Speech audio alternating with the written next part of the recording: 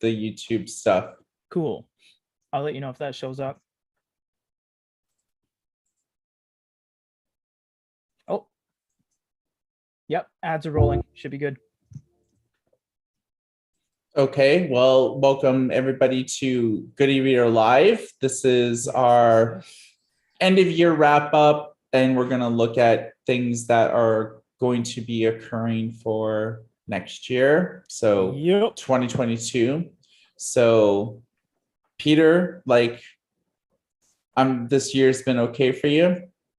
Yes. Yeah, it's been good. You know, it was because of the whole viral situation. It's been unfortunate that I wasn't able to come back to the Vancouver operations with Michael and get some our usual table sessions going with all of our papers and e-readers on the table and just planning things out. But with Zoom and everything, it's all good. But yeah, it's been good that we've Michael's been expanding the Vancouver operations in BC, and I've been expanding the office over here. I'm at home right now, but I've been expanding the office over here with in Japan. Michael's made some good hires recently. I've hired some people on my end to assist with videos, and we're just it's been good. We're growing very rapidly. We have a lot of wonderful and dedicated users that stop by and wish us well and ask for our assistance and give us suggestions of stuff that we're not aware of. People are like, these guys are making e-readers. Did you know? And we're like, no, thanks. That was great. Thanks for telling us. Right. So it's good. We're adding to the community. We're all together on this. It's good. Yeah, so I guess in the last couple of months, we have 2 new customer service people. Yeah. Hired 1 new writer, I think in late October, and I'm going to be hiring another one. So we'll have 4 writers that write stuff either daily or every other day. Yep. So that's cool. Just more voices, more perspectives and things like that. We're experimenting with different ideas,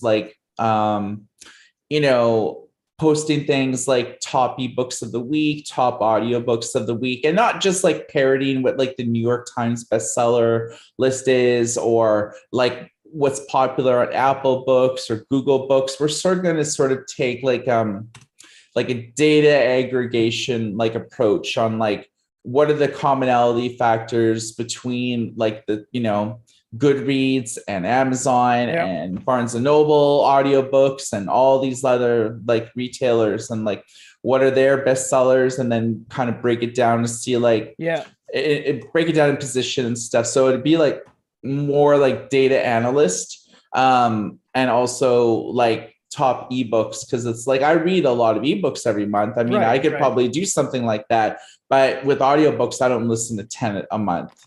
I don't even have the time. That's why we're bringing people on to specialize, so that, for example, Michael just said he doesn't listen to a lot of audiobooks. Well, we're going to bring someone on into the company that will have more of an expertise and more of a drive for that, so that we can deliver you that content without having to make something up in a segment that we're not comfortable with. You know what I mean? If we were to say top audiobooks, we're like, I don't know, this one. It's well, we don't really listen to them, so we can't give our take on that. But that's why we're always kind of expanding. And you're always making these pretty strategic hires there, Mike, that have good payoff and good, can really benefit us and benefit all you guys watching. Yeah, it would be more content than the website. And the way my impression of it is that we talk about ebook startups, we talk about established players, we talk more about the industry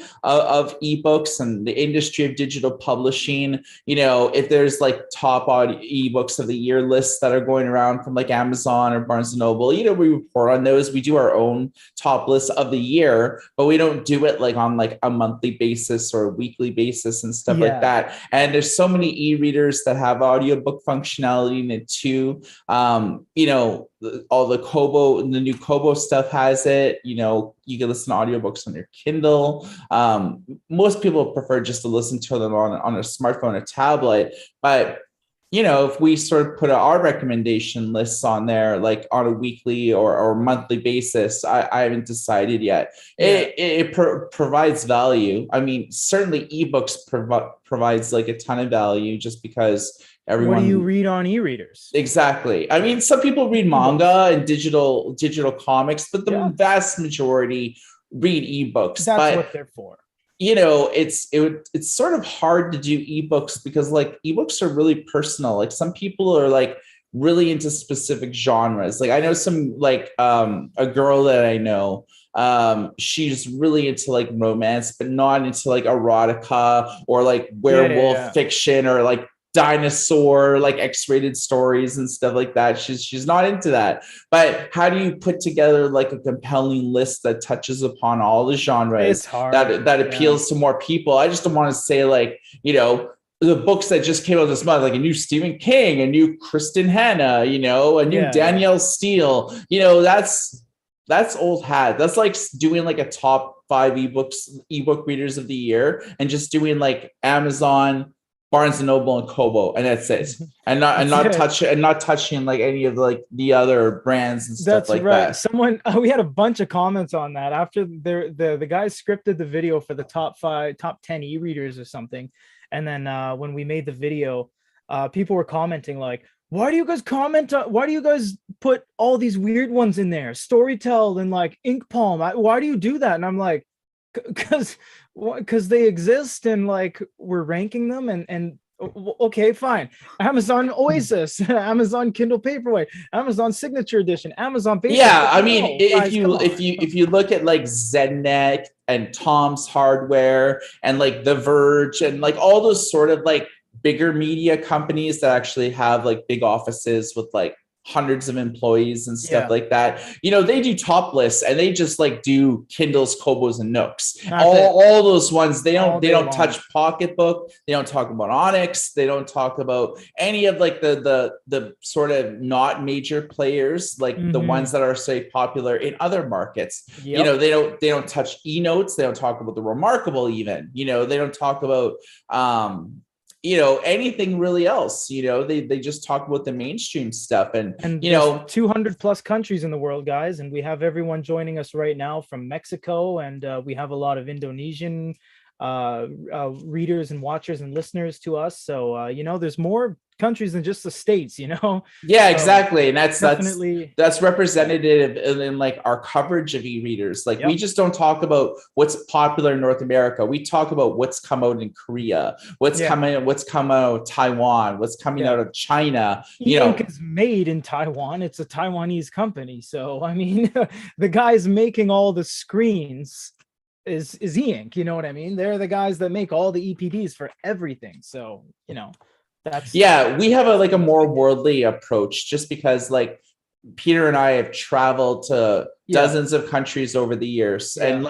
like, from an early age, I was traveling a lot. So, I right. mean, I've always had more of a worldly perspective instead of just like a country or Yeah. regional like perspective. And I think that's indicative to like our YouTube videos, our top lists, the amount of devices that like we cover and stuff like that. So yeah, I mean, The fact that we've opened offices in 3 countries too, you know what I mean?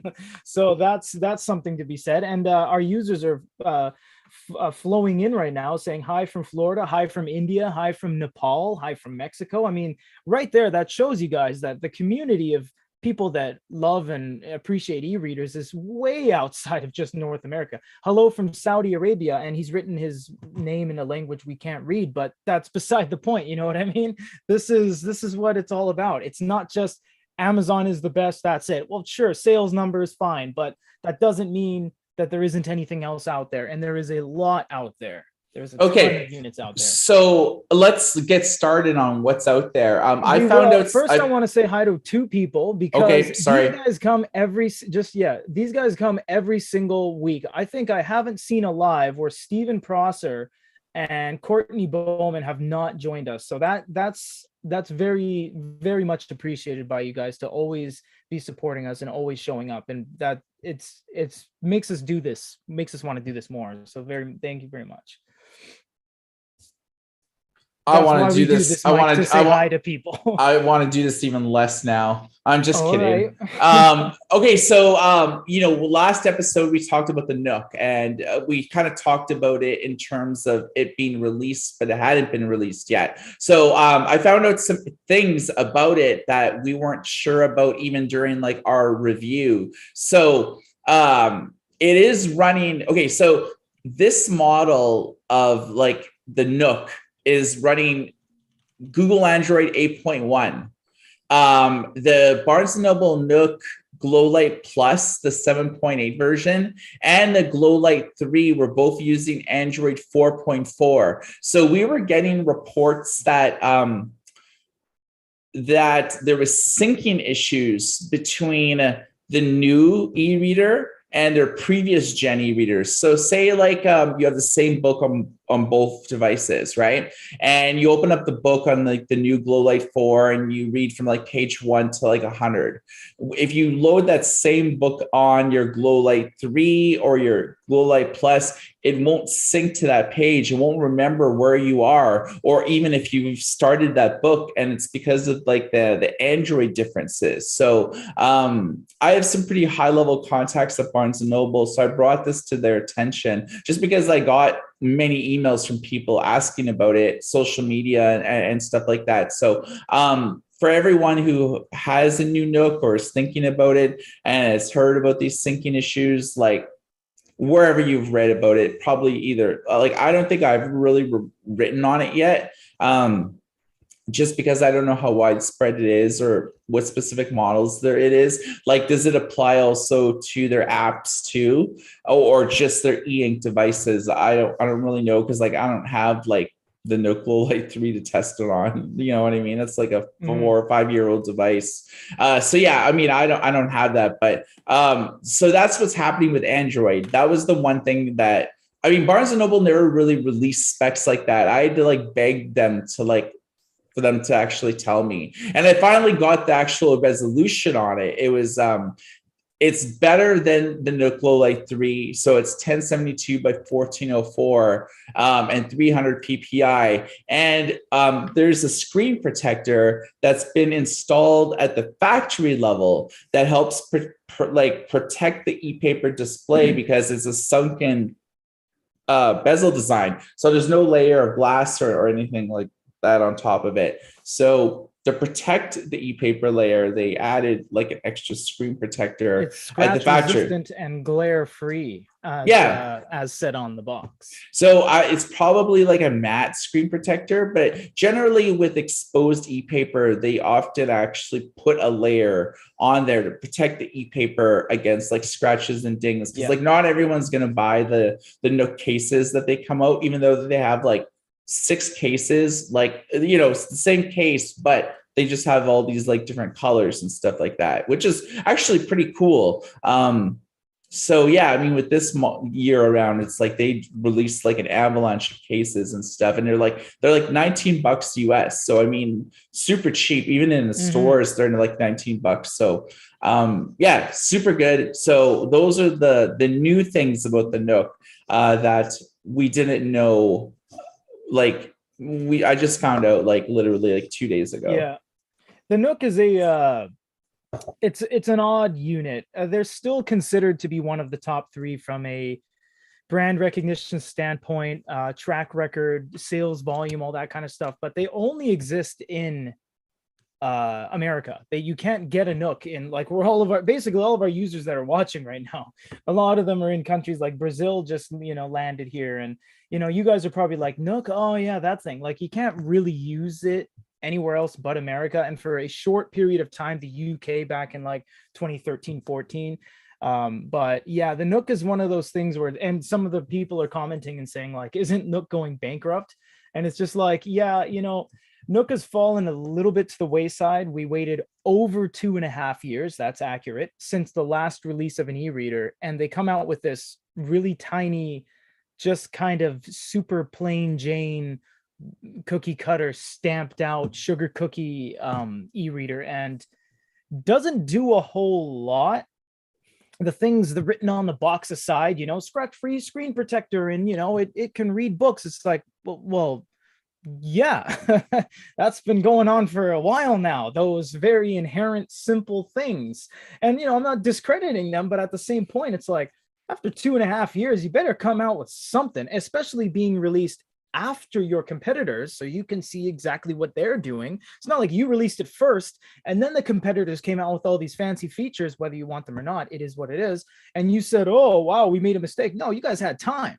You guys had a lot of time. So it was a weird move. We're glad they're here and we're glad that it's well built. It's just basically well built. So we're glad it still exists and Nook's part of the game and they're still kicking. But I don't know. I mean, we don't need wireless chargers on our devices and note taking on e-readers. But the reality is that countless companies are doing that. If not most companies are adding more bells and whistles to things, whether you think you need it or not. It's the way it's going, because e-readers are kind of maxed out. Like, what else can you do, right?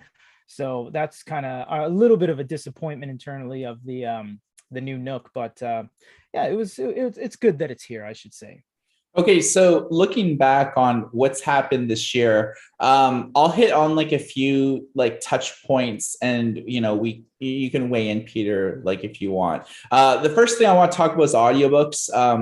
Fastest growing segment like in publishing. Every month they're growing by like double-digit figures versus the same time last year. And for the first 8 months of this year, there was only a $200 million difference between ebook sales and audiobook sales. So the gulf has never been this close between audiobook sales and ebook sales. Now, to be fair, ebook sales ever since like the pandemic kind of like lifted and more bookstores are open again, that's when we started to see ebooks like actually decreasing by strong single-digit figures, whereas audiobooks continue to grow no matter what. And so this year, we've seen like a lot of consolidation in the industry. First of all, Findaway, a friend of the website, they are pretty well the largest audiobook wholesaler. They power Nook audiobooks, Kobo audiobooks, Scribd, Scooby, the German audiobook subscription service, Audible, Apple iBooks, Google audiobooks. I mean, they distribute to like everywhere, and they have a self-publishing unit and stuff like that. They were bought by Spotify, so they'll still be distributing audiobooks to all their partners, but they're owned by Spotify. So Spotify pretty well wants to be an all-in-one listening source. So like right now they have music and podcasts, and they're going to add, they have some audiobooks. It's mainly just like a few open source, like royalty-free stuff that Spotify like did themselves. And then users like uploaded like copyright infringement like audiobooks or open source royalty-free stuff that they have uploaded. But Spotify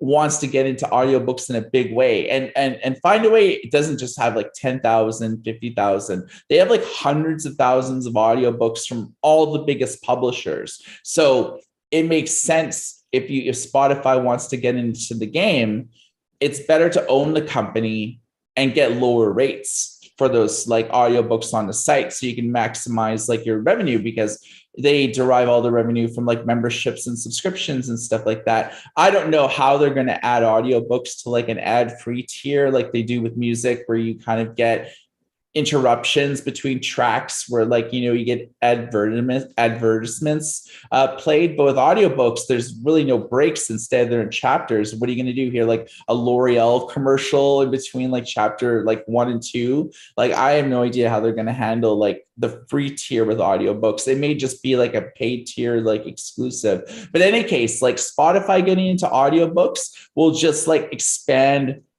the format to more people. Like, I know a lot of people like didn't listen to like Joe Rogan on his podcast, but as soon as they can move to Spotify and stuff like that, people are like, hey, all these big mainstream people are like on Spotify. So it introduced people to podcasts. And I think it's going to introduce a lot more people into like audiobooks, because podcasts are like a couple of hours. Audiobooks are like 12 to like 16 hours, some or less. The average one is like, around that sort of mark and stuff like that for the unabridged stuff. And Storytel, which Peter mentioned in our, sort of when we began the show about like, why do you cover all these e-readers from all these different countries? Well, Storytel is entering the US market. They're in all these other countries, like I think like 12, 30 markets now, actually. Yeah. Their Like first gen was only in one, and then they expanded bigger, and now they're in like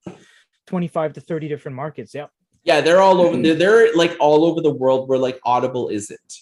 So Right.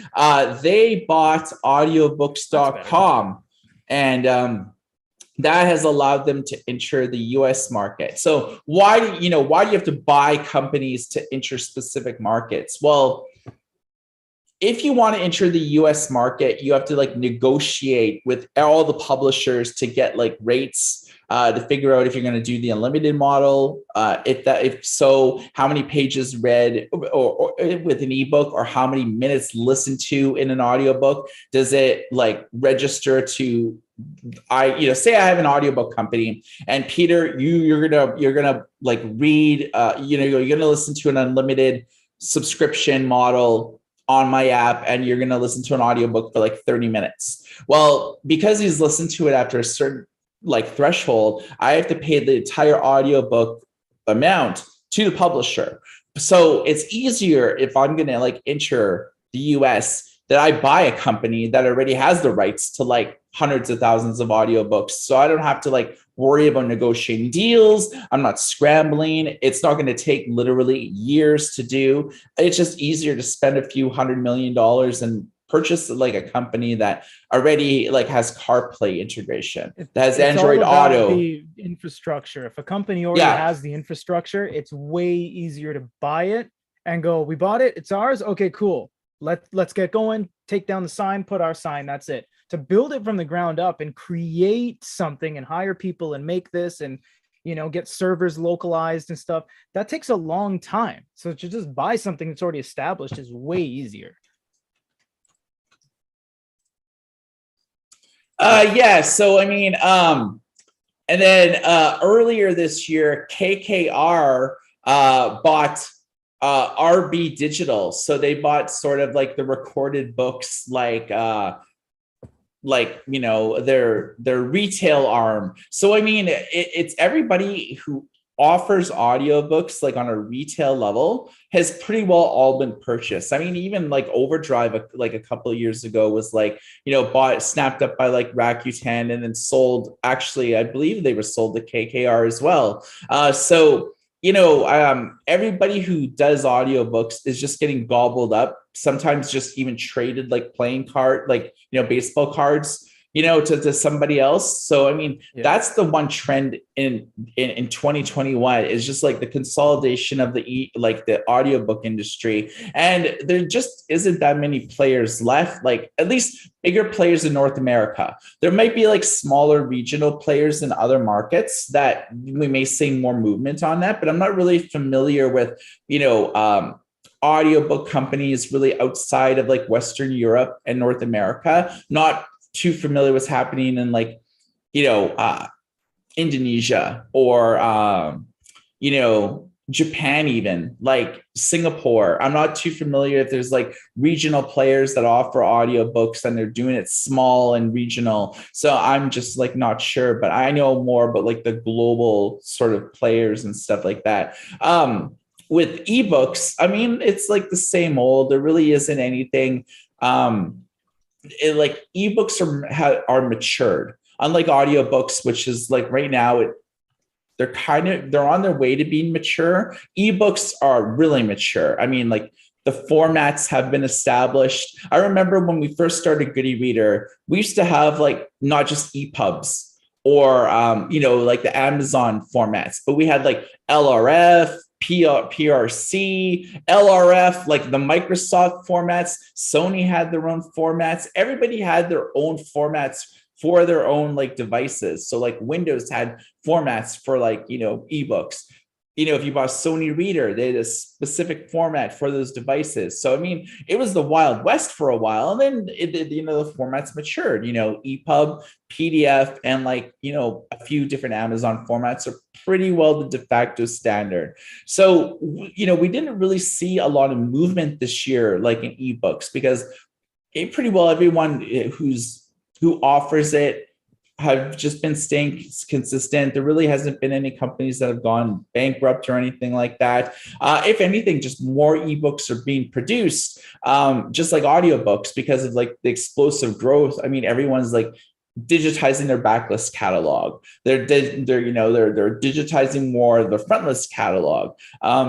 Even like books that were out of print for a while. Here's an example of like an ebook that publishers are reevaluating cult favorites like from the 80s where they never really did an ebook version of it is the Michael Moorcroft Elric series. That's sort of like influenced like The Witcher.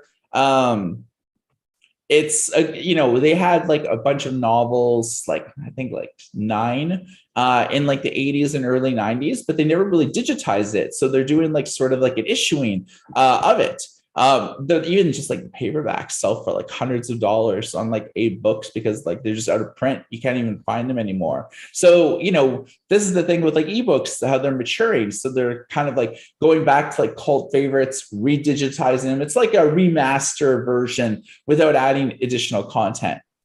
You're just making them available again. So, things like that happen, but there really hasn't been any major events. In regards to e-readers, I would probably say that more e-readers and e-notes came out in 2021 than any other year. Truth or fiction? Yeah, that's accurate. Each individual manufacturer, Onyx released 9 internationally. Amazon released 2. Kobo released 2. Yeah, I'm just counting in my head right now. A lot of e-readers, a lot of e-paper products. We're seeing things outside of just e-readers as well, and e-notes. We'll talk about the difference. We're actually doing a video on like what everything is called. What's an e-reader, what's a tablet with an e-reader screen, e-paper screen, etc. We'll do that later. But yeah, in terms of e-ink devices, e-paper devices, more. If Fujitsu released 2 units, King Jim released a unit, Pocketbook released some unit. Geez, yeah, this has to be the most individual releases of things than ever. And that's just skimming the surface. If you go a little bit lower and go like smart remotes, thermometers, the Lee guitar digital hygrometer, it's running an e-ink screen. The M5 stack, which is a Raspberry Pi programmer, that's running an e-ink screen. The Kaneko GPS transmitter receiver, that's running an e-ink screen. It's like, oh, Hanbon released luggage tags. It's absolutely insane how many devices came out this year. We've released more videos than we ever have, more news articles than we ever have, because we've had this constant stream, and that's why we're doing massive amount of contests recently, because we have too many things that we can't even get rid of, to the point where we're running constant contests, and we've opened up a secondary market on eBay now, because we have a lot of people that say, can I buy your sample? And we're like, yeah, we'll give it to you at like a crazy low price, and we put our used things and things that we kind of want to offload to all you guys on eBay if you want to work on that, because our tech guys couldn't figure out how to do the auction system on our main e-commerce page. So we moved over to eBay, and eBay's international. If you live in Chile or, Tasmania, you can use eBay. So yeah, a lot of devices came out, and near the end of the show, in half an hour or so, so we'll talk about our favorite e-paper device of the year. So something to think about till then, Mike. But yeah, didn't we do that in last episode? No. This is favorite just overall. This is, and even if it isn't, we'll talk about it again, because might as well. A lot of people are asking on chat right now, color.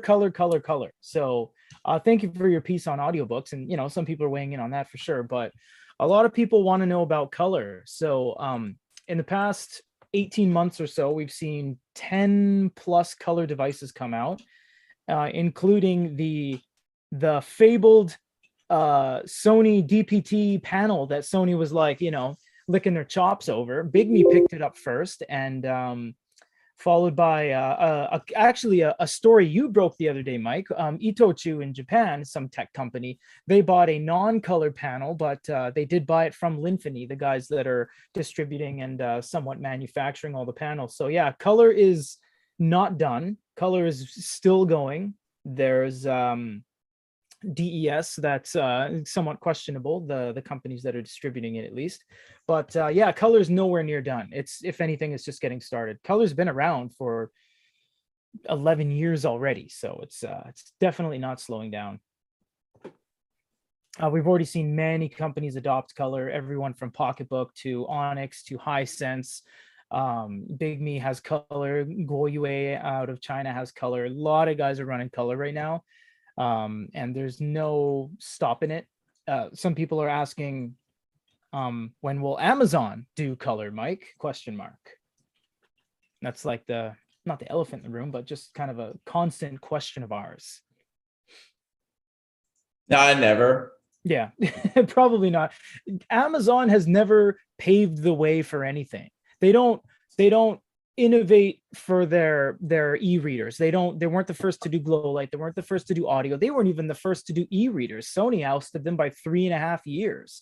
So they've never paved the way for anything. They kind of sit back, let something happen, do it better more often than not from a quality standpoint, but they most certainly don't pave the way for anything. We don't believe they're going to do color anytime soon. The fact that Kobo did that Ellipsa kind of felt like a one-off. It was really weird to do a note-taking thing, and that's not evident of any other manufacturer we've dealt with that is like that scale, like the big guys. I don't believe they're going to do color either, unless like, we get a couple years straight of everyone doing color. Amazon might be like, okay, but not anytime soon.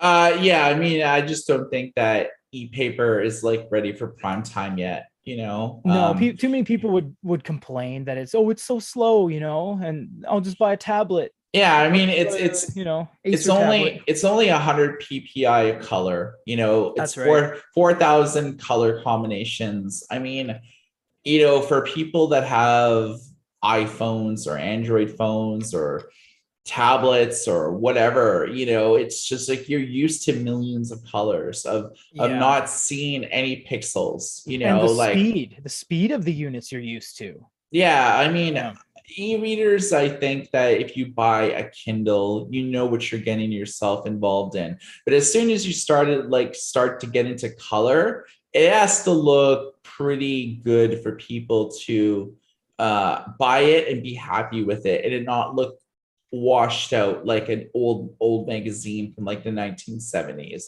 that are water damaged. It's water damaged, washed out. It's 1970s comic.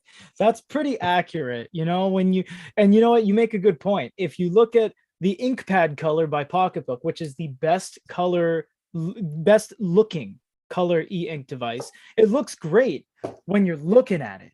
But then you look at the fast color stuff, the Nova 3, the Hisense A7, right? And it's really quick, but it looks like, poo-poo. So, for lack of a better word. So yeah, no, you're onto it. Yeah, someone's gonna buy the Amazon Oasis color, right, Mike? The Oasis 4 color, and they're gonna be like, all right, this is what I always wanted.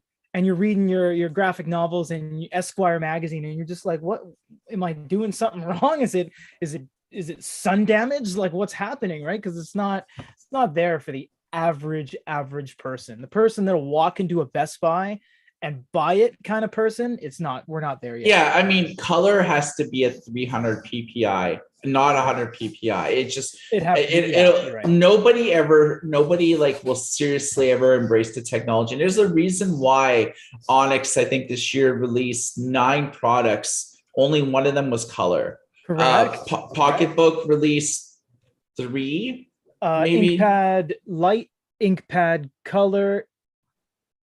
I don't know the lineup. Touch Lux 5, maybe. Yeah. No. 3. Yeah, so Pocketbook, Yeah. they were hit hard by the EPD shortage of this year, Yeah. so they couldn't really do very much. No. But Onyx doing one color device says it all, that they don't have any faith in it. They did something as a token. Yeah. And that's not to say that like the devices are bad. I mean, they're good. I think color e-ink only works on smaller devices, 7.8 inches or below. As soon as you start looking at like bigger displays, they have to do some fancy trickery You're for it to right. do it. Yeah. And Whereas you know like what? That's a good point. And I'll touch on that before you continue. Big Me, the second gen, the Pro with Kaleido 2, did it well, but what comes with that? A massive price tag. It's like $1,300. So that's why, yeah, you're right. It's suited for the smaller devices, but the second you go to the big ones, they got to do more to make it work. And what does that make? What is that they got to do more? That costs money. It costs them money and it costs you money. So yeah, you're right, right? That's why only one manufacturer in 2 years of this recent generation of color, one guy has done big screen color, only one. And that's why Sony's, we met Sony countless times at trade shows with these color panels, and they're like, no, no, no, I don't know. So that's why there's that, hesitance. There's a hesitation there, yeah, whereas like DES Slurry, I think, has more like of her prime time like type potential. of yeah, like it Yeah. displays more colors than e-ink. And you can turn it off. Yeah, you can turn the Yeah. colors off and it just goes with black and white if you want to. Whereas with e-ink, color e-ink, you can't shut it off. You can't. It's No, the color impossible. filter array is always on. I think DES, like, despite the fact that like a lot of shady companies have announced products and they haven't necessarily fulfilled all the orders yet, or even a small percentage of orders, doesn't inspire confidence. Re-ink Stone and the Top Joy, like, I won't get into like the whole like circus like around those devices, but in terms of like the e-paper technology, it's pretty sound. Like there's like it's real. Yeah, you set up good displays as a vendor on our page, and you can buy the DES panels if you want. Yeah, it's just they're kind of tarnished by those two the re-ink Stone. So they only sell the displays. They don't like actually like do any assembling or anything like that. You have to actually go through like OEMs or like third parties for them to like do that. So you can only buy the panels through us, which is, it's just cool if you want to do like integrate into like a Raspberry Pi. I know a lot of people like that do tests where they'll make their own body like on like an e-paper display from like 3D printing, and it'll actually be powered by a Raspberry Pi instead of like you actually need like all these controllers and stuff. You can just like load in software to like make it interact with the Raspberry Pi. So I mean, there's potential there. But yeah, I mean, I think that DS Slurry will probably see more products come out in 2022. So. The question is, do you think we'll ever see a clearing product? No. That's no. I've never seen a company that has released and done nothing make so much money in my life. I don't think so at all. I think, dude, just look at it right now. In 17 years of e-ink, there are no competitors. There have been concepts and prototypes and samples at trade show of competitive technology, but there's no competitors. There's no competitors to e-ink, period. You can say, well, what about the Mirasol back in the day? It's like, well, it's not here now. You can't go to Best Buy and buy it. Well, what about the Hisense Q5 RLCD? It's like, that's LCD. They're not even using paper. What about DES? It's like, there's no product that you can buy online that has a DES screen that you can get and use it. There are no competitors to e-ink in 17 years. So no, I don't think Clearink's going to come out at least anytime soon. No. Yeah, I mean, in the e-paper arena, there are a lot of other companies like doing tech. It's just no one's really doing anything interesting with it. The biggest example is Plastic Logic. Been around for like 15 years, promised e-readers, never delivered, has done like so little and has gotten so much money from like shady Russian state-sponsored like organizations, like, you know, to open up like manufacturing in those companies, and all the people that invested in Plastic Logic, they all got like arrested by like the, you know, like the secret police, like not the KGB, because that's like old school, but whatever is like the new secret police. I don't know any of that. So they all got arrested and like, you know, sent to like the gulags. But yeah, I mean, Plastic Logic. Yeah. You didn't. No, I wrote. the terminology you said, the gulags, that was funny. Yeah, it's like where they send like all like sort of like the either political dissidents or like sort of like richer people. Okay. Yeah, it's like you're sent to basically Siberia to like work like in mining, or to like just Dang. like, yeah, it's where you Okay. send people who want to be forgotten about to be forgotten about.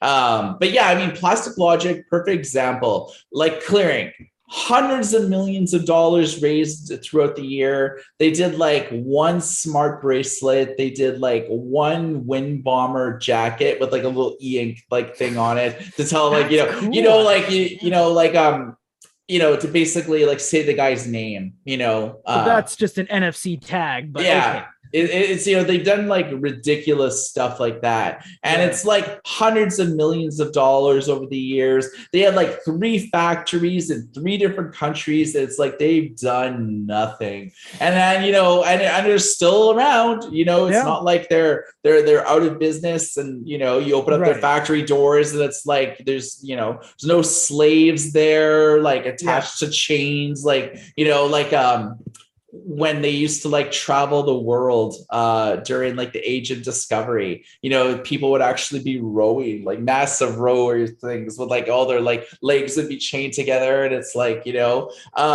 yeah, their factories aren't full of that, you know. Yeah. I have a feeling you open up one of their factories and it's like there's just bats in there and stuff like Yeah. that. Yeah. There's Nothing's just being some made. dude They don't. that's They don't. just They don't make enough stuff to like rationalize having no. multiple factories. So it's like, yeah, that, you know, anybody who's competing against e-ink a freaking mess at this point. Dude, Yeah. everyone that competes and has competed against e-ink has failed. The Kyobo Miracell came and went. The Pixel Chi came and went. There's all these guys that try to get into it. And I'm not discrediting that. I think it's good to have alternatives and to have, you know, to be competitive in the same space. That's great. But it's just when we always get asked these questions, what about this company, this company? Well, it's like, look at the history, look at the track record of e-ink, and look at the fact that is objectively stands at the fact that in 17 years, nobody has made a retail package thing that you can pay with a credit card and get. Like Michael's talking about clearing. It's like, yeah, they're still around. Doesn't mean you can buy the clearing 3000 and it's got a, you know, you buy it and it's got a little thing and it's got some specs and it's 6 inch. No, you can't buy anything except e-ink. Period. That's it's true. It's an actual true thing. Anything you buy, from a smartwatch to a luggage tag made by Hanvon on Alibaba, it's going to be e-ink. That's it. There's nothing else out right now. Yeah. I mean, part of e-ink's success is not just like, you know, spending hundreds of millions of dollars in research development over like the period of like 10 years to like, you know, to do different things. Like, you know, they, one of their big growing segments is sort of like, you know, grocery store tags, like tags that work in freezers. Their collab like with tags. SES and Magatag. Yeah. So Yeah. basically, they've invested like $100 million into SCS. So like into one of their biggest vendors, they took out like they have board seats like on their board, advising them. And it's like, you know, you look at e-ink and their major distributors, their major partners, people that are taking their technology and selling it to hundreds of thousands of like retail outlets, not just in Europe, but in North America, Canada, the US, Mexico, all these countries. You know, you would be hard pressed not to see like e-ink price tags somewhere in your city or like in your region. They're everywhere now. And there's only like a few companies involved in facilitating that. And there's very few that are sort of like, they take the tech, and then other people like resell it like more of like a regional type player. So they'll buy from SCS, and the actual install team say Mike and Peter's like price tag extravaganza. We actually buy the tech from SCS, and then we resell it ourselves to like the thing, and then we do the installations and everything like that. So there's chains in the wheel, but the biggest players that e-ink has, they invest millions of dollars in to keep those companies like around and to keep them like solvent, whereas like Clearing has only invested in themselves and made their like CEO and CFO and whatever very rich. Same with like Plastic Logic. The top executives out of the hundreds of millions of dollars that they raise, they're paying themselves. You know what I mean? And that's why they're still around. Clearing got sold to a consortium, like I think at the beginning of this year, they were sold to like a consortium of like Chinese investors. So all the people like at Clearing, they got their golden parachutes. Hey, speaking of e-ink, right now, someone just said a question that's actually really interesting that I don't even know. You might know this, Mike. Has e-ink ever made an e-reader? Like in the early on days, like 06 to 09, when e-readers were getting traction to the mainstream masses, was there ever an e-ink branded e-reader? I'm almost thinking I saw a box that had the e-ink logo on it, but it might have been a review sample or like a tech package. I mean, it's not a very important question because they don't need to. They make for everyone: Amazon, Barnes & Noble, Sony, Kobo, you name it. But it's an interesting question. I think that's a good question asked by Brandon Darden. Has e-ink themselves ever made a packaged e-reader? I can't say that in the 12 years we've been doing this, I've seen one, unless you know, Mike. Just a funny question. Yeah, they pretty well just done like prototypes. Yeah, I think we've seen development kits. They've sent us development kits straight from e-ink and stuff like that. They haven't sent us like the foldable concept prototype. That's just because that's like cool. Only like a couple, like 3 or 4 exist. And they bring them to like trade shows and stuff, so they won't send things like it's that on to this us. gear thing where it just constantly opens and closes like thousands of times throughout the trade show, and they're like, yeah, it's unaffected by any bending of any kind, because e-paper has always been flexible. E-paper is really, you can flex it. That's never been the issue. And in fact, no more evident than in the Wexler Flex 1 from 2011, I think. But yeah, that's never been the issue. The issue is the circuit board and the batteries and like all the capacitors. Those aren't flexible. But which is why like everything's like on hinges, like all like everything's on hinges or in bulbousy. Like the Oasis has like the bulbousy. It has like the bulbousy back like that. It's got the big chunk at the back. The Forma does it. The Wexler Flex 1 does it. Everyone does it because you can't make circuit boards yet flexible, like full blown flexible. You just can't do it. Yeah, I mean it's pretty well like impossible. Like, I mean, you could possibly do it, but not on the cheap. Yeah, I mean, it would have to like all be done through like NFT, like and like Bluetooth. Like wirelessly powered, like the e-paper display through something. You're right. Yeah, that's true. Constantly uplinked to something, because if you have a battery that needs to charge it and you have memory cards and processors, right now you can't grab processors, batteries, memory cards, put it on a chip and go do do do do do do. No, you can't do that because lines would be severed, connections would be severed. It's not possible yet for the cheap. I'm sure all those eggheads over in the upper echelons past our paid grade have figured it out, but not on something you could buy for like $149. No, not yet.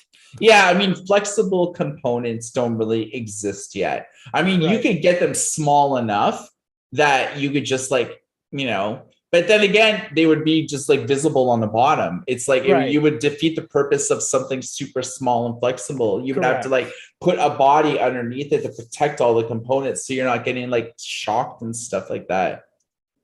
Yeah, that is absolutely correct. Yeah, so I mean, Suffice to say, I mean, there's a few new players like in most like, in France and stuff that like have propped up, but generally more new devices have been released this year, not just like Yes. through Kobo and Amazon and Barnes and Noble and Onyx and Boyu, 5 devices that they released this year. Yeah, I mean, Bokeen, they did like their own digital The Notat. Notia. Yeah, Yeah. Notia. Yeah. Some readers of the blog that have like used to buy things from us, they've opened up like their own like e-shop in Oh France. yeah. That guy, I won't say his full name, but Frank, yeah, in France. That's right. He bought quite a few pallets from us Yeah, actually. so he's done his That's own right. branded device now, Right. but I forget the company name. But Right. he's in Paris, so I mean it's primarily marketed in France. Right. There's some companies that have bit the dust or inevitably going to be demised. The Guido. Unfortunately, one of our perennial favorites, they weren't very good from a sales platform for anybody, but Guido unfortunately bit the dust this year. If you're unsure what Guido is the largest consumer packageable e-panel device you could buy today. Basically, it's two 13.3s hinged together, completely made from the ground up, completely built, R&D'd and tooled in-house. Tooled means, you build where everything goes and you choose where to route all the USB cables and everything. They bit the dust, unfortunately, with their 13 to 1400. No, it's actually more than that. I think it's $1,600 for the digital music system by Guido. And they were, to be fair, the only guys that are making a musician's e-paper device, but they Well, couldn't keep not up. they're not the only ones. Onyx sells their own Yeah, like but version of it, Pad, and Padmu does it, but Pad they don't. It's not yeah, actually hinged.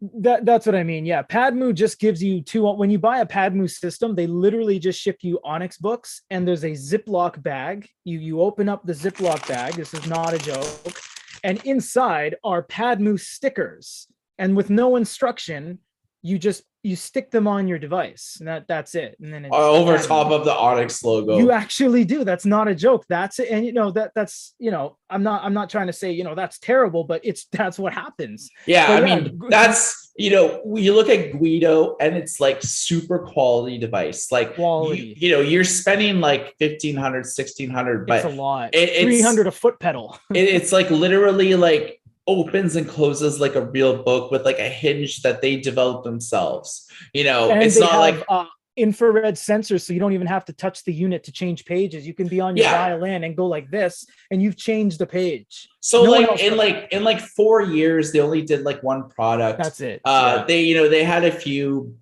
foot pedals and things like that Yeah. Yeah. that basically like they didn't develop themselves. They sort of rebranded other people's type Yeah. stuff. So Uh, yeah, so they're not going to sell any new devices like starting next year and Starting in next 20 year. Yeah. and they're shutting down all their services within like the next like year or two. Yeah, but they will support everything if you bought, because we have actually gained we've gotten to the point where we are a distributor of Guido and we sell their products, and they actually made their own pen from the ground up. It's pretty cool, and the pen works on other things. But yeah, they'll be supported till 2024. So if you bought a Guido, don't freak out. We know that some people have bought Guidos. We've helped you get your Guidos if you've bought one from us, we'll support you by way of them supporting us. But yeah, you'll be good for the next like foreseeable future. But yeah, they're gone. They just couldn't keep up. How can you have one SKU to your name? You have the Guido, and it's $2,000, and it's like that's a lot of dollar bills, man, for an e-paper device. So they tried, though, to their credit, right? They tried for years and just didn't work out. But yeah, It'd be interesting to see Too where they would. expensive. They never did Yep. it. They didn't do like paid advertising like No, Remarkable. they didn't do You know what I anything. mean? It's like they relied on their ambassadors, which Yeah. didn't were actually like an unpaid position. And the only advantage that you had is you got like $100 discount on a Guido if you like promoted it on social media, you produced Wow. videos and stuff like that. So I mean, there's a lack of advertising. Hmm. The fact that they pretty well had authorized dealers, but you would never know it. They never did advertising. They didn't do like AdWords or Facebook advertising or Twitter advertising or Yeah. Amazon advertising. It's like, you would barely know that it exists unless like we wrote about them on our website. Yeah. Yeah. That's about the only advertising they've ever like really received. Even like If big yeah. media outlets wouldn't touch them, even when No, it they was wouldn't first because announced.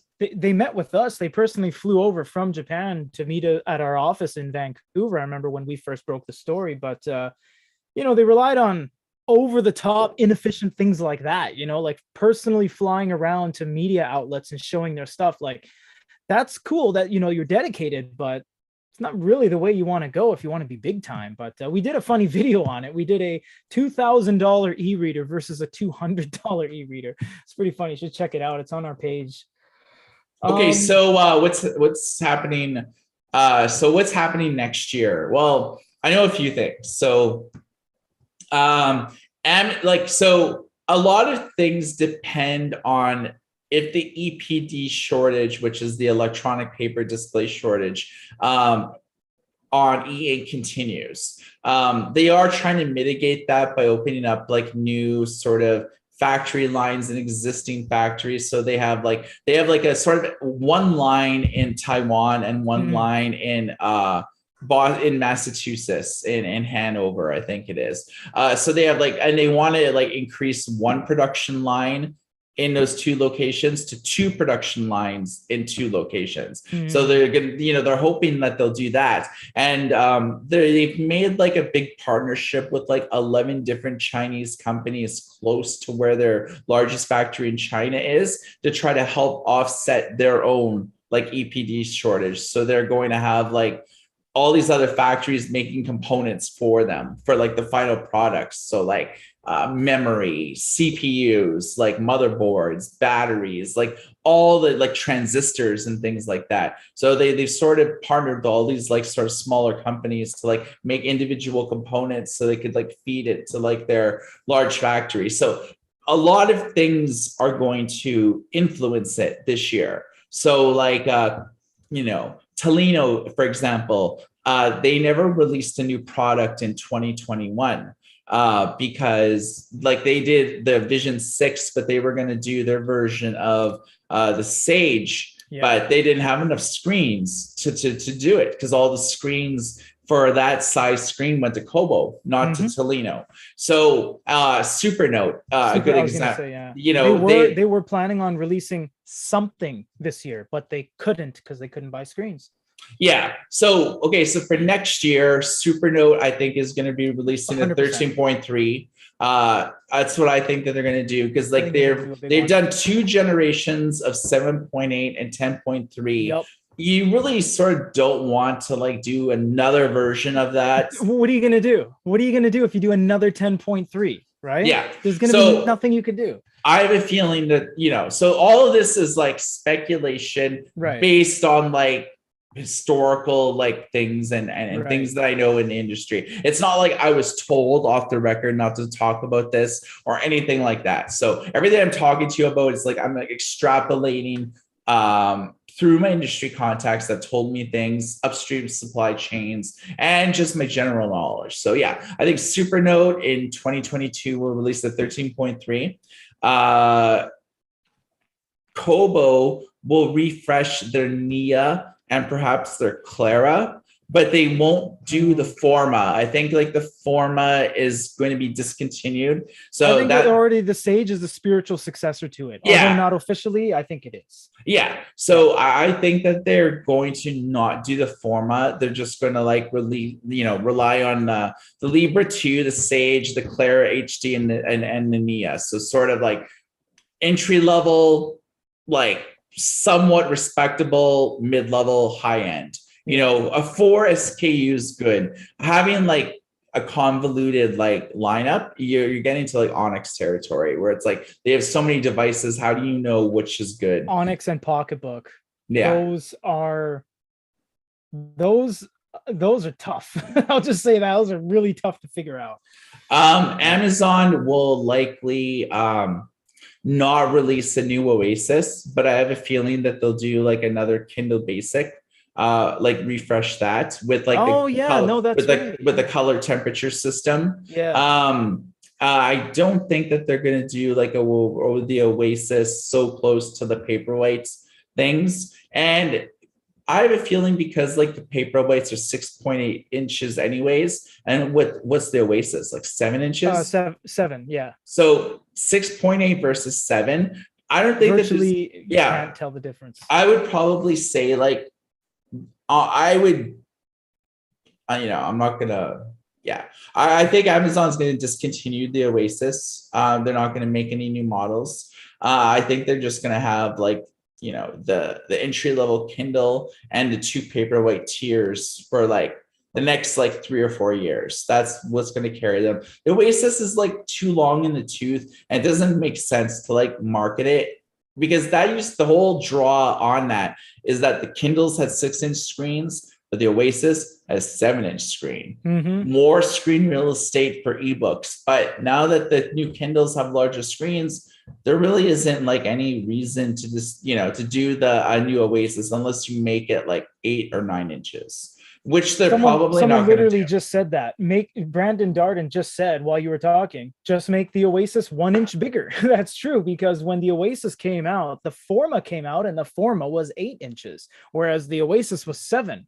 And everyone's like, a Forma. And then that's why Oasis had very little following. And the difference between 2 and 3 was almost nothing outside of a warm light and a coat of rose gold paint in the US, I believe. So after 2 years and 2 generations of the Oasis, not counting the first one, nothing's really been advanced or changed in any way. So yeah, I think you're right. I think it's going to go the way of the Voyage, because they've always had a basic and a Paperwhite, for the past like 5 gens. And then they try new things. Let's do a Voyage. Oh, it didn't work.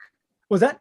Yeah, exactly. The Voyage. Yeah, so let's do a Voyage. Oh, it didn't work. Completely discontinued, abandoned totally. Let's do the Oasis. 1, kind of okay. 2, it's all right. Getting really expensive. 3, really expensive.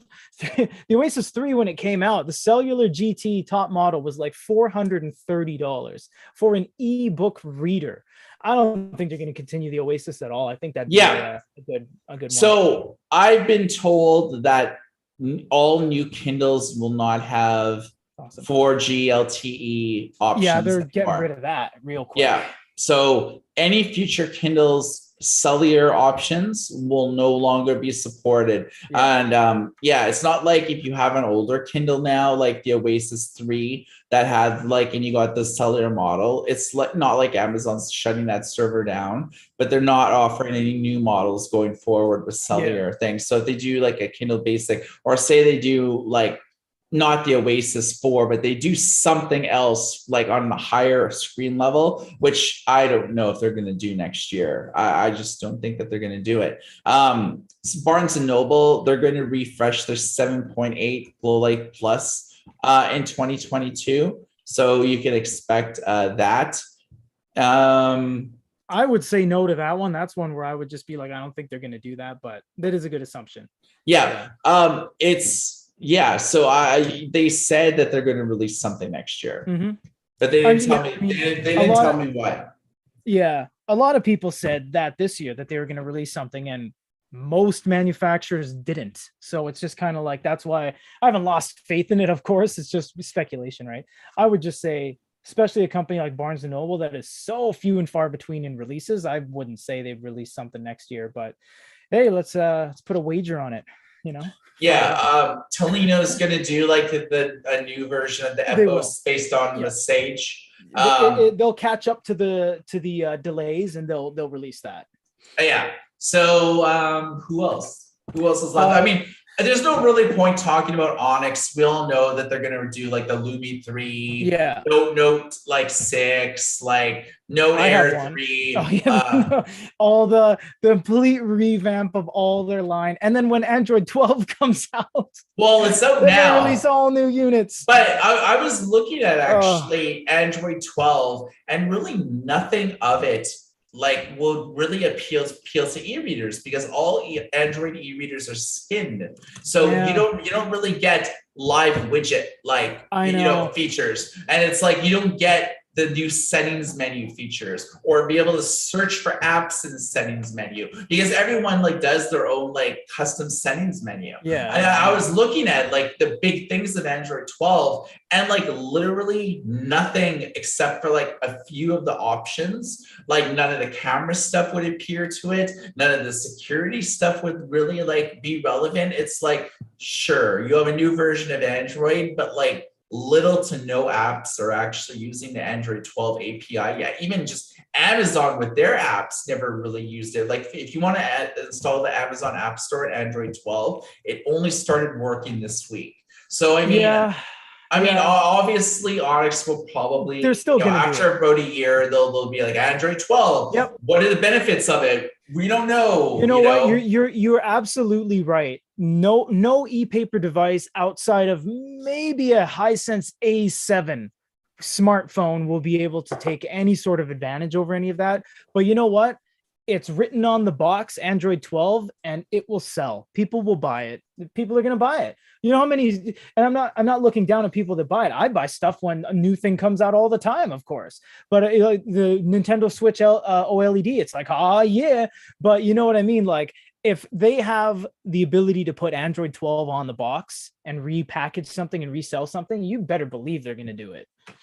Uh, yeah. I had one, by the way. You asked me who else? Boyu. Boyu is most definitely going to be catching up and releasing some more stuff. They finally got their heads together, opened up an emergency Hail Mary last ditch effort production run of the P10W, which has the Wacom screen. That's been incredibly successful, and that really revitalized their lineup, seeing that 3 out of 3 of their devices are all gone. So Boyu is definitely going to be catching up. They got their, they're getting some traction. They were slipping on ice with rollerblades for the past year, but they're getting their act together again. So they'll be releasing some stuff in 2022. Oh, and Huawei, I believe you did an article on that, Mike. They're releasing like a bunch of new e-paper devices, right? Yeah, just only in China though. I haven't really I'm just saying, we have viewers in China. We have viewers from all over the world. So, and there's a lot of it's hard to like predict the Chinese market, because yeah, it's like, old established players are continuing to like release like small unit sales on like yeah. websites like JD or like AliExpress, or so, one of these like, Chinese marketplaces and stuff, which are only Taobao. available, yeah, like Taobao, Tmall. Yeah, It's like, for my predictions, I don't really touch the Chinese market, we just can't. because like so many of them are just like closed, and they provide no value outside China. So Yep. I write about them on the website just because like I want to. But for my prediction list, Yeah. unless it has English on it and it appeals to like, everybody watching this video, or appeals to like Portuguese or Yeah. Spanish or Yeah. other languages, yeah, If it's closed off WeChat enabled, what do you call QQ sign in procedure Chinese only device, is like, we haven't reviewed one of those in like 9 months. But it's interesting to see what you said there. You can't predict the Chinese market. That is, you can't believe how true that is. When we went all to these trade shows and got business cards from Linfini and Sony and E-Ink and Fujitsu, who would have thought that no major company would buy the panels? And China flew in from Big Me and bought the panels that were so sought after on our channel. One of our biggest videos of all time was the Sony DPT panel, and Big Me bought it. I would not have thought Big Me would be able to pick that up. I would have sworn Fujitsu would make it, Itochu would make it, Panasonic or Sharp or something. But no, Big Me out of China picked them up. And that's great, because they've they've brought a Kaleido 2 Wacom note-taking Android English experience to the masses through us, after your toiling and my toiling of cracking down on them till they added English to the update, which they have, to their credit. But like, yeah, we can't predict on like Hisense what they're going to do. They came out with like 5 e-ink smartphones, and we're like, what? What happened? There was no sign of this. So it's like, yeah, completely unpredictable over there. Absolutely unpredictable. Yeah. And that's all I have to say about that. So I have like something to report. Okay, make sure it is interesting and awesome, please, because we'll get into our favorite e-ink device of the entire year. We did favorite e-reader last time, but this time we'll do our absolute favorites. So yes, what is your news, sir? Oh, we got a screen share happening. Yeah. So as you can see here, Amazon or Kobo is like quietly beta testing like a new online like cloud reading app. Oh. Cool. So it's basically like you can read it on mobile or like whatever. It's like, on web browsers. So like Safari, Chrome, all the desktop browsers and stuff. It's touch screen sensitive, so you can like swipe and gesture like across like the screen if you're on a touch screen device, but it's pretty bare bones. It's like you can increase like the font size. And so if you increase it like big, it becomes like a one-page spread, but there's no infinity. There's no infinity scroll or anything like that. But that is kind of infinity scroll, is it not? Because you can stop between two. Yes, infinity scroll is like I could turn it like up and down, like I could scroll it like on a web page. Yeah. But what you're doing is what I'm saying is like, can you stop right there, or do you have to go to the next page? Can you stop halfway? No. Oh, okay, yeah. So there's no page turn animation. I gotcha. Okay. Because yeah, it was choppy. So I was like, that's kind of like you're just scrolling through the entire thing. But yeah, there's no vertical scrolling, unfortunately. Yeah. So you can, table of contents. You can make like the full screen. But yeah, it's like this is like about it. Cool. So yeah, I mean, basically, like, how do you know? So okay, right now you can only do the cloud books on specific things. It's books that like have no DRM. So it's not beta. So it's beta right now, which means you can't go here, sign into your Kobo account, and read all your books. No, it's only specific books that have the read now tag on it. So you actually have to like go to my account, my books. And then only certain books will have the read now tag. So you see like some like, like manga, like even James Patterson books. So books right now, the Kobo read section like thing is only with DRM books, but once they get it to a good point, they'll add like all books. So you can read them like with this. So that's kind of akin to the overdrive reader that you could use on anything. Yeah, so that's something new that Kobo will likely be promoting like next year. Cool. Kindle still has their version of the cloud reader, which is like far more polished, but I've heard conflicting rumors whether it's going to be discontinued or not.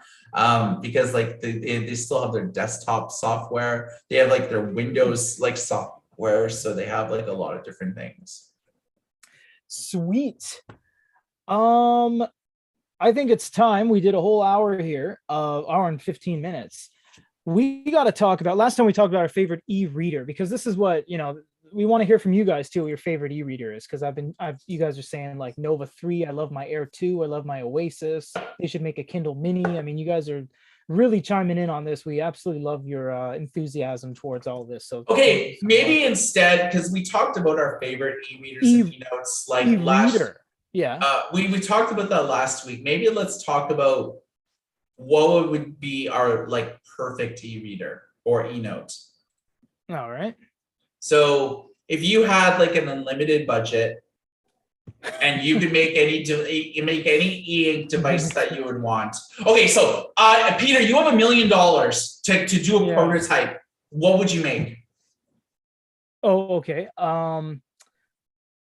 Like I'll wire you $1 million Yeah. right now via PayPal, and you have to like come up with like a design and a prototype and bring it to market. What would Yeah, you do? I'd have to lean towards 13.3-inch color. It would have to be as simple as that. It's all the pieces are there for that. It's just that no one's jumping on it because they know the astronomical cost of doing that. They know it's going to cost money. They don't want it to be a Guido where it's $2,000 for a unit. They don't want it to be a Big Me B1 Pro Plus because it's going to be $1,400. That's a 10-inch and it's $1,400.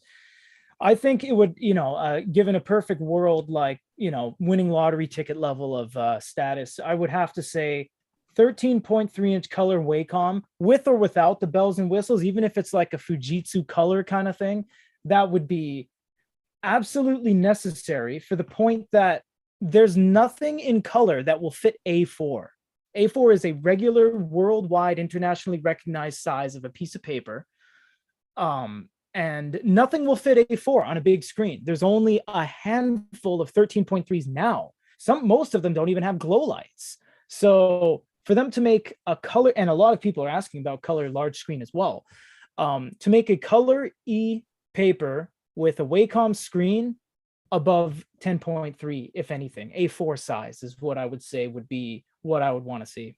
Yeah, you would need like a new version of Kaleido that supports larger screens. You would, yeah. Right now, Kaleido 2 maxes out at like 10.2. Yeah, Kaleido 10.3. Yeah. It doesn't support 13.3s. It won't, and it would just look in the color mode because you can't toggle it off and on like a DES. It would look awful. Just, I mean, the Big Me B1 Pro Plus right now is like borderline, looks pretty good, but it's an arm and a leg and 2 toes on your left foot. So it's pricey, but yeah. Or you know what? A color monitor, because it was always easier to make large screen monitors than it was to make large screen e-readers. They were making 3 gens of Dasongs and all these large screen e-paper monitors for a while. It's mainly because like there's no internals. It's just the e-paper display. Yep. It's a video feed. So that's why a color large screen color. That's what I'm going to say. Large screen color over 10.3 that's my dream for 2022 in any capacity. So that would be, no 13.3 notes. You're changing it to like a 25-inch color e-ink monitor. A 25. No. That's a little too rich for my blood. They have that, but it's like tri-color dithering right now. We saw one at a trade show. It's like a 30 or 40-inch panel. And it dithers, which is like and it like slowly creates the image, and it's only a couple colors, 3 or 4 colors. But no, I'm talking like a large screen Kaleido 3 kind of thing. Note taking would be my ultimate, without being too crazy, like, yeah, that would be what I would say. What is your 2022 wants for next year? 6.8 or 6.8 dual screen with hinge. Oh yeah, because like it's close to like a paperback. Yeah, like 6.8 is like close to a paperback. It's smaller than a hardcover, but I grew up reading books, right? Like I read ebooks, but sparingly. I read more like paper books than I do anything else. And I buy like hardcover first editions. That's sort of like what I do. And so like I read them. I don't collect them to like, I like, like first edition Harry Potter book, I think just sold for like $150,000. I had one, but it was well read. So it's like probably not worth anything. So keeping the dust jacket in mint condition. It's like there's a whole art form to collecting first editions. I just do it because it's like I like getting the first book as soon as it's available. Pre-order it, get it like on launch day, whatevs, right? So I think that because I grew up reading, I was used to like reading on two pages, like this, And so it would make sense to have a dual screen e-reader, turn a Mm, page, get like the curl, get like, whatever it is, to actually have like, physical page turn buttons on either yeah. side. So for like left or right hand like readers, or people who are in Japan, they're reading manga, they turn pages with like their left hand. They don't like turn pages like we do like in North America, where like Yeah, they go the other way. yeah, exactly. So you would need page turn buttons on both sides, like handling both like, localized Yeah, yeah, content, yeah. like, or people who are right or left-handed, so you don't have to worry about gyroscopes or anything like that. They would just be just an ebook reader. No need That's for a good one. color or anything like that. Huh. Not Android or anything like that. It's just Linux e-reader. Maybe, it wouldn't be like, it would have to be like, in terms of digital content, there would have to be like multiple bookstores that you can tap into. So either like Kobo, Barnes and Noble, Amazon, have like, so maybe Android, and having like a couple apps like, that you can tap into and stuff like that. I don't know. But, suffice to say, like a dedicated ebook reader, yeah. And you can probably design it for like about $100 to like $200,000, and it would probably take about 3 million to like do like a first run of like 50 to like 100,000 units. I'm surprised after 3 years of the progress technologies and 2 generations that nobody else has emulated that. Because everything you described, yeah, that's the progress technologies ebook reader. That's the E1 manga reader. It only does manga and it relies on the cartridge. But yeah, I'm surprised that no one else has touched on that, because that's a good idea. Progress Technologies, if you guys don't know, is a exactly what Mike kind of described, but 7.8. It's a dual screen e-reader, but it only reads manga that you have to buy from them. And no one has even touched anything near that in 2 generations of them releasing something like that. That's a good one. It's easy enough to do with all the technology that exists, and Hinge is totally easy, totally doable at this point, because it's Hinge. You're not asking the world to bend a piece of e-ink in half. You know what I mean? Yeah, that's a Yeah. good one. That would be that wouldn't be something the big three would make. Amazon, Kobo, Barnes and Noble. No, they wouldn't do that. Yeah, it would It be would like have to be someone else. a crowdfunding thing. Yeah, The only unknown is content delivery. Like, how do people get their books? You would have to have a bookstore on the device that not you'd just have has to. open source royalty free stuff, but also like best selling titles. And who would you go to like, Yeah. it's You've like, described the progress technologies mixed in with a Tolino. The content delivery of a Tolino accessing 11 stores throughout Europe, except, you're talking about more of a North American equivalent with Amazon, Barnes and Noble, and Kobo. So, like, yeah, you've made this amalgamation of like everything that exists now that no one's actually doing. That's a pretty good one. yeah. So the only unknown about that is content delivery. Like, how do Yeah, you enjoy, do you sort of emulate Progress Technologies and sell SD cards full of like right. publisher approved titles that we paid for, that you put them in? So it's like you get like, the entire James Patterson catalog, the entire like Douglas Preston and Lincoln Child, like, Yeah. whatever, right?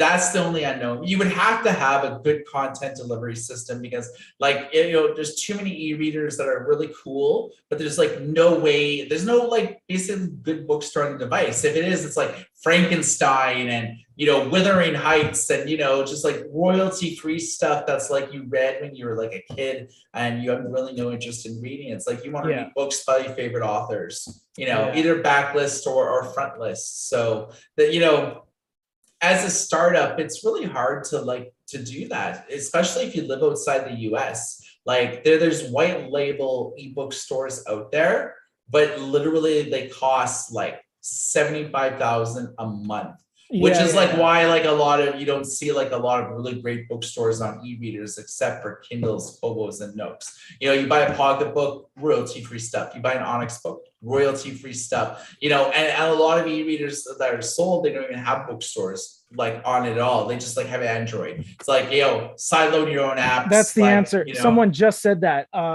Chris70 just said add Google Play on it. And then I just replied and I said, yeah, but Michael's talking about like stable Linux, not just Android. It's like Google Play, that's the answer, because it kind of is, but then you have the the issues of the stability issues, the battery draining issues, the longevity issues, the fact you always have to update it. If you have a Linux device, it's just more stable and it just works, So yeah, there's no background processes. You can get away with smaller batteries because all of your apps are like optimized. That's yeah, it. Linux is way more stable, which is why everyone uses it. Like, that's why Kobo and Amazon use it, just because like if you buy those devices from those brands, you don't want it to crash. You don't want to like, this thing is force closed. Click here. Oh, it's frozen. Now you have to like stick a pin in the reset button. The it's last like, dude, time I saw the last time I saw any sort of force close on anything out of the big boys was a Paperwhite 2. Remember, couldn't handle large PDFs. It would say like unable to load or like has to shut down. But that was like years ago, before refining their units and fine tuning it. That's about as much of a catastrophic failure you'll find with Linux, putting in a 200 MB PDF. But outside of that, yeah, Linux is stable, man. I mean, that's why companies use it, because it's just super stable and it works. Yeah. Well, it's been an hour and a half. I just want to say that our users have been amazing this year, bringing things to our attention that we didn't know about, weighing in, becoming some of our users have become moderators on our sites and our properties ourselves this year. It's been a very good year. We're just wrapping up because Michael and I are here, but I'm doing a live next week, and actually this week. And of course, the content is not stopping. We're just saying goodbye for you for 2021, but we're not going anywhere. No, it's been a good year. We appreciate each and every one of you guys. We love that you're always asking questions, supporting each other, sharing our content. We see a lot of people that are like, I didn't know the A5 exists from Hisense. Here, Goody Reader has a video of it. All that stuff is very, very much appreciated. We're treading it. We're just charging into 2022. We've opened up a secondary marketplace on eBay. We've opened up a Patreon page if you guys want to have some contest multipliers and get some grab bags and stuff like that. We already started getting some patrons the other day. We're getting that going. We're not stopping anytime soon. And I personally just wanted to say thank you, everybody. That's you're very much appreciated, and that's why we do this, and that's why we do these lives, to give back and interact with you guys as best we can. And it's been very, very great. So thank you. So what he said. I mean, like, I appreciate everyone that like for me, like reads like our website, because it's like I put a lot of thought and a lot of posts don't just materialize. They require like a lot of research, contacts, whether they're on the record or off the record. Yeah. Writing about, so I've written 12,000 posts, like 12,000 individual posts on e-readers since I've done it since like 2008. So that's a lot, you know what I mean? So, and it's all like, I'm not writing about like crap, interesting stuff, either reviewing things, previews, unboxings, devices that have just been announced, or rumors of devices. For me, what I write about is like either like e-readers, ebooks, audiobooks, or like the digital publishing industry. Same with manga. Like I talk about like manga sales, whether they're out of Japan or global manga sales. I talk about more like the business of those formats, rather than like, did you hear that My Hero El Sadama is like the #1 like manga best-selling title? It's like, I don't talk about stuff like that. It's like, more about the business of. Whereas with e-readers, it's more like it's sort of like the business of e-readers, but more like talking about them from like a consumer perspective, Yeah. things you want to know if you're thinking about buying it. Those are the reviews that I write. And so yeah, everybody that like reads our website on a daily business, goodereader.com.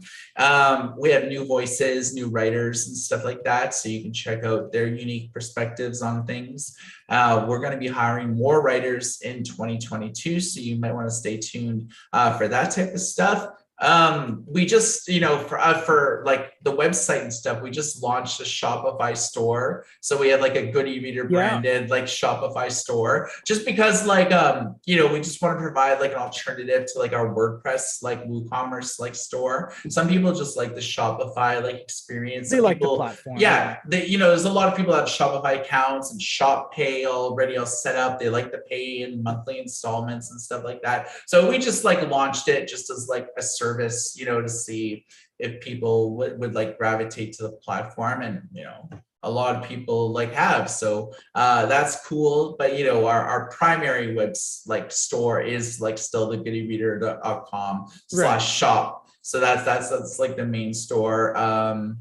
Yeah, we're constantly like revising the website, looking at pages that haven't been updated by a number of years. Like our advertising page hasn't been updated in like 6 or 7 years. I just totally revised that. So like people who want to sponsor our live like things, with like product shout outs, or a quick like 30-second ad or something like that. So we're offering like a myriad of services, more tailored towards like businesses that like want to advertise e-readers or ebooks or audiobooks like on our platform, stuff that's like relevant. We don't want to like advertise like casinos. I don't know. Yeah, or Bitcoin like casinos. Yeah, or like how many requests we get? Yeah, like, and it's like we're not going to post anything about casinos or anything like that.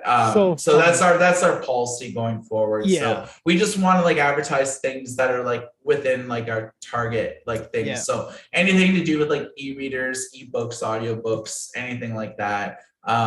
If you're an independent author that's written an an audiobook or an ebook, and you want to put that promoted, we're the perfect channel like to do that. So so that's it. So for goodereader.com, my name is Michael. And I am Peter. And everybody take care. Goodbye, everybody. Thank you very much.